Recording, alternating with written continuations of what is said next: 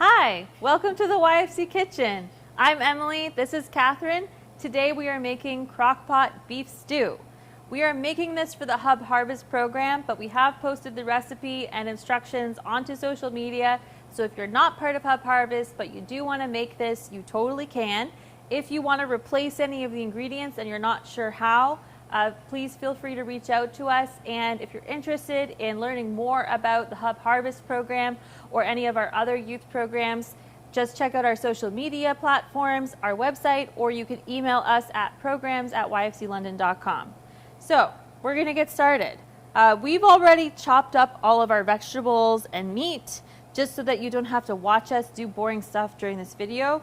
But the first step you would want to do is get your vegetables ready. So what we're using is 2 medium onions or 1 big one, 2 large carrots, and 5 stalks of celery, and about 2 or 3 potatoes, depending on how big they are. Again, like if you like lots of a certain vegetable, feel free to use more. If you put in lots of vegetables, you might want to add a little more liquid later, but it's not a huge deal. So what we're going to do is just put all of our vegetables into our crock pot. So we're going to put in our 2 medium onions into our crock pot. This recipe is nice because it's really easy to do at the beginning of the day. I've even chopped my vegetables up the night before and then in the morning just threw them all in my crock pot before I left for work. Putting our 2 onions. We washed and peeled and chopped up 5 stalks of 5 stalks of celery. And we washed and peeled our potatoes. So we're just chopping them up. I did big chunks of celery, but you could cut them smaller if you want. My husband, when he makes this stew, he literally puts like celery stalks, just cuts them in half. Oh, really? And puts the whole stalk in there. Yeah. I don't know why. He just, I know, and that's probably more normal, but yeah, and I'm doing big chunks of potato. You could do smaller chunks. Again, this recipe is really easy to just kind of like do it however you like. I'm doing the big pieces because I like my potatoes to be a little bit firmer. And then our carrots, we're using frozen pre-cut carrots, which you could use if you needed to. Like you could put all frozen vegetables in this. So this is around 2.5-ish cups. That's about 2 carrots worth. Doesn't have to be perfect. We're just gonna dump that all in. I'm a little bit more behind Catherine. Mine was also already in bowls, and I just had to dump. Yeah, I didn't do that. Okay, so then we're gonna be using 2 cups of V8 that we've already measured out. If you don't have V8, you could just use extra beef broth, probably. I think. And then we're also going to put in 2 cups of beef broth, but what we have is like bouillon cubes. So normally when you make broth out of bouillon cubes, you have to boil the water and then like cook the cube into the water.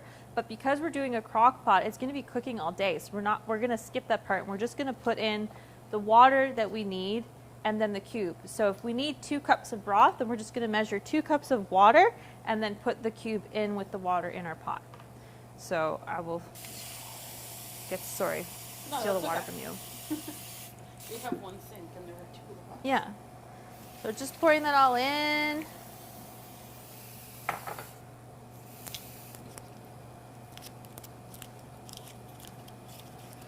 Put in our cube.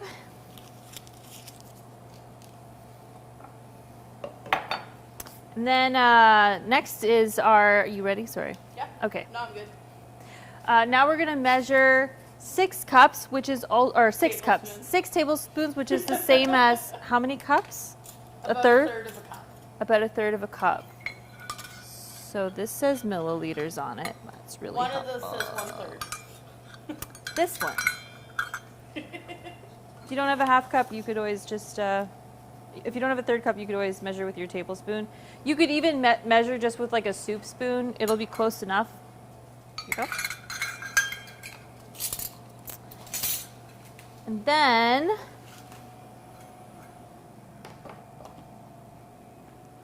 I can bring my crock pot closer to me now. I have more space.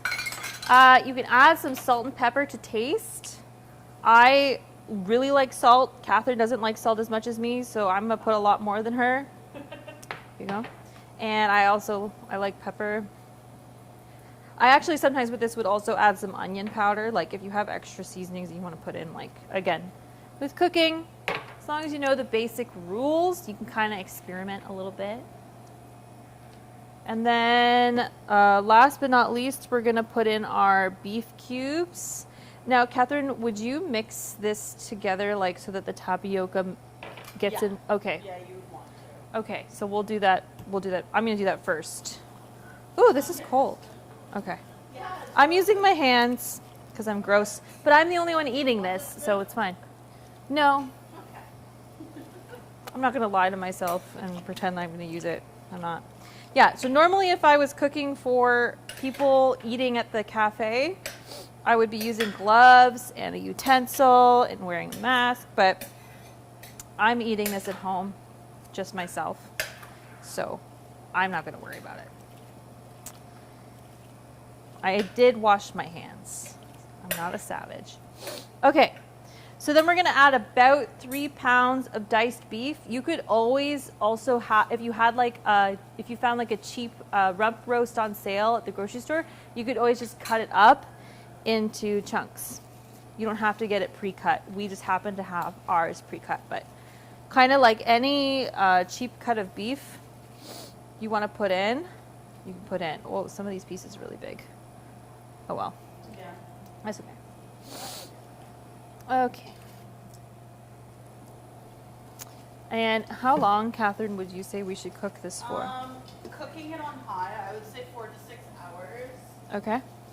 Basically, you want to make sure your beef is cooked through before you eat it. Mm-hmm. If you're cooking it on low, more like 7 to 9 hours. Oh yeah, okay. That reminds me, something that you could do, you don't have to, if you wanted, you could sear your beef in a frying pan with some butter before you start. It just adds a little flavor. Some people say it kind of locks in some of the juices in the beef. But with this beef stew, there's so much liquid in it and lots of flavoring from the V8 and the salt and pepper and the beef broth that you'll probably be okay, but you could totally do it if you want to. So that's it. Then you put the lid on, you plug it in, and you do it on high for 4 to 6 hours or low 7 to 8 hours. Yeah, low 7 to 8 hours. And then you enjoy. That's it. You could eat this just as it is, or you could eat it with a piece of bread or whatever. And that's all she wrote. Am I forgetting anything? I don't think so. Okay, You well. can add more liquid. Oh yeah, you could add more liquid. Yeah, I would add, if I'm gonna add more liquid, I would add more beef broth as opposed to more V8 because the flavor of V8 is really strong. And if you add too much, you're just gonna make tomato soup with beef in it. So I would add more beef That broth. doesn't sound that bad. No, I mean, it sounds pretty good. If that's what you want, go for it. That's the other thing. You could totally experiment with this. So yeah, so that's it. We hope you enjoyed. Again, if you want to be part of Hub Harvest, it's free. It's a family meal program that we run here at YFC where we send you groceries with recipes. We make videos that show you how to do it, and then we check in with you through the week to make sure that you're doing okay and that you know what you're doing. And if we can help you with anything, we try our best to support you. So if you're interested in that, please reach out, programs@yfclondon.com, or you can go on our social media platforms, go on our website, and then like one of us or one of our other youth workers will get in contact with you and see how you can get more involved. So yeah, hope you enjoyed this, and we'll be back next Friday making 5-can chili in the crock pot.